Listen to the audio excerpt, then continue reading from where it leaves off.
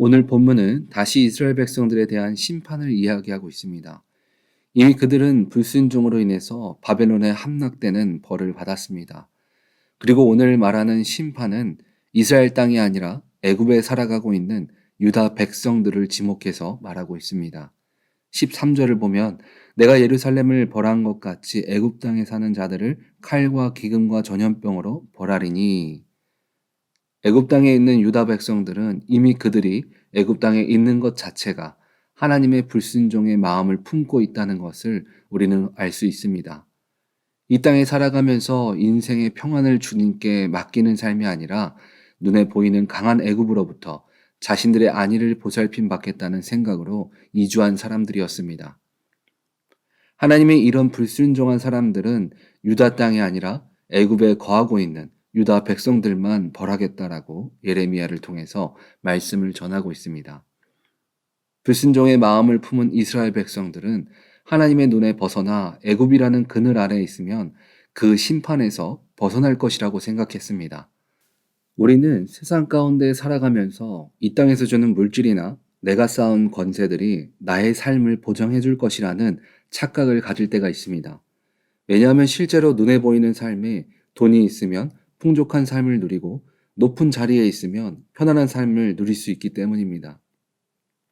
그러나 우리는 그 속에서 기억해야 할 것은 이 땅의 모든 것들 중에 주님이 하실 수 없는 것은 아무것도 없다는 것입니다.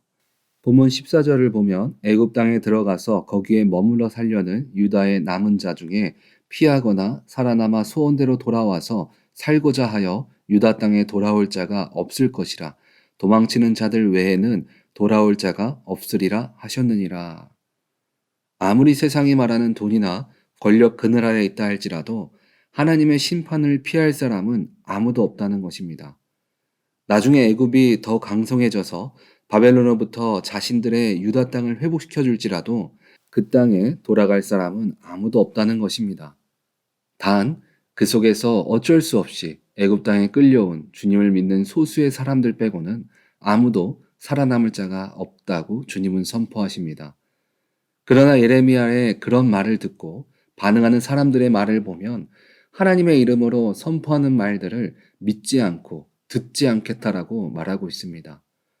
그들은 이미 오래전부터 애굽 땅에 정착하면서 그 땅에 있었던 삶의 풍습이나 우상을 섬기는 것에 익숙해졌고 그것이 자신들의 삶에 많은 영향을 주고 있었습니다. 17절에 우리 입에서 낸 모든 말을 반드시 실행하여 우리가 본래 하던 것, 곧 우리와 우리 선조와 우리 왕들과 우리 고관들이 유다 성읍들과 예루살렘 거리에서 하던 대로 하늘의 여왕에게 분향하고 그 앞에 전제를 드리라. 그때 우리가 먹을 것이 풍부하며 복을 받고 재난을 당하지 아니하였더니. 그들이 심판을 처음 받게 된 것도 주님 외에 다른 우상들을 주님의 전에 들고 들어오면서 죄의 길에 서게 되었습니다. 죄를 짓고 살아가고 있었지만 선지자들의 외침 빼고는 당장 눈앞에 드러난 불이익은 없었습니다.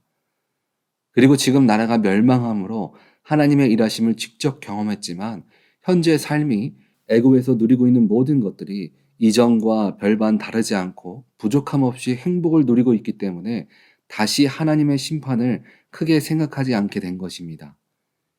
이미 애굽에 살아가면서 이전에 지었던 우상을 섬기는 죄에 순식간에 익숙해진 이스라엘 백성들의 모습을 보면서 출애굽하기 전 400년 동안 애굽 땅에 살았던 이스라엘 백성들이 얼마나 하나님을 믿기 힘든 환경 가운데 있었는지를 생각해 볼 수 있습니다. 죄를 이기지 못하고 쉽게 따르는 이스라엘 백성들의 모습을 보면서 그럼에도 하나님의 자녀를 인내하시면서 사랑하시는 하나님의 모습을 보면 주님이 우리를 얼마나 사랑하시는지를 우리는 깨달을 수 있습니다. 하나님께 이미 떠난 백성들에게 주님은 다시 심판할 것이다 말할 필요 없이 그냥 심판하면 될 것을 주님은 왜 이스라엘 백성들에게 심판을 이야기하셨을까요? 하나님은 그들의 죄를 다시 한번 말씀해 주시면서 그것으로 인해 심판을 받을 것이라고 이야기하는 것입니다. 23절을 통해 다시 말씀해 주시는 것이 너희가 분향하여 여호와께 범죄하였으며 여호와의 목소리를 순종하지 아니하고 여호와의 율법과 법규와 여러 증거대로 행하지 아니하였으므로 이 재난이 오늘과 같이 너에게 일어났느니라. 하나님은 혹시나 한 명이라도 죄를 깨닫고 돌아오지 않을까 하는 마음에 그들에게 전했던 것입니다. 그것을 우리는 어떻게 확인할 수 있냐면 14절에 모든 사람이 죄로 인해서 죽을 것인데 그 중에 애굽으로부터 우상으로부터 도망치는 자들은 유다 땅에 돌아갈 것을 말씀해 주고 있습니다. 출애굽하던 이스라엘 백성들이 출애굽을 하고 시내산에 하나님의 백성으로 언약 백성이 되어서 모세가 8번이나 시내산을 왔다 갔다 하면서 율법과 의식법 등에 대해서 받고 하나님의 말씀을 받고 내려왔습니다. 매번 시내산에 가면 금방 내려오던 모세가 6번째 산에 올라가서는 성막을 짓는 법을 듣고 있을 때에 하나님께서 40일이라는 금식의 시간을 갖게 하셨습니다.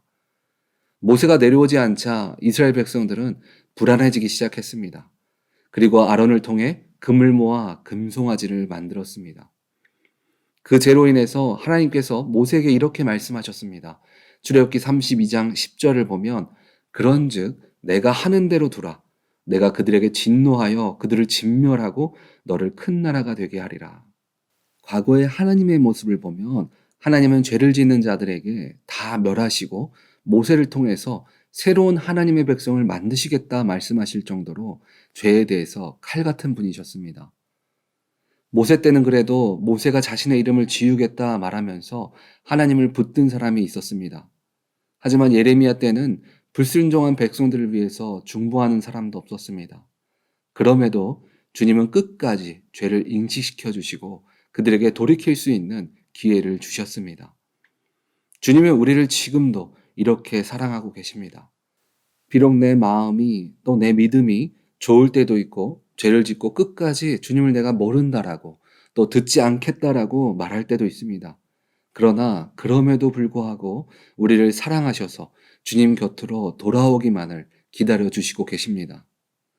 우리의 죄를 지적하며 심판하시기보다 우리를 주님을 사랑하는 자로 세우시기를 더 원하고 계십니다. 오늘 본문은 죄 있는 유다 백성들에게 보여지는 것은 심판이라는 이름으로 주님은 다가가셨지만 그 속에는 한량없는 주님의 은혜와 사랑이 끝까지 우리들을 붙들고 계시다는 것을 보았습니다. 우리 오렌지 한인교회 성도님들은 내가 어떤 상황 가운데 있을지라도 주님을 믿겠다라고 고백하며 노력하는 자들에게 때론 내가 주님의 은혜를 알지 못해서 죄 가운데 있을지라도 하나님은 우리를 심판이라는 모습을 통하여서 우리에게 보여질지라도 그 안에는 한량없는 주님의 사랑으로 피할 길을 주시며 인도하시는 주님의 사랑을 입술을 통하여 우리 주님은 나를 사랑하셔 고백하는 자들에게 환경을 뛰어넘어 주님의 사랑을 늘 보여주시며 일하여 주시며 행하시는 그 주님을 발견하며 누리시기를 주님의 이름으로 축원드립니다. 아멘.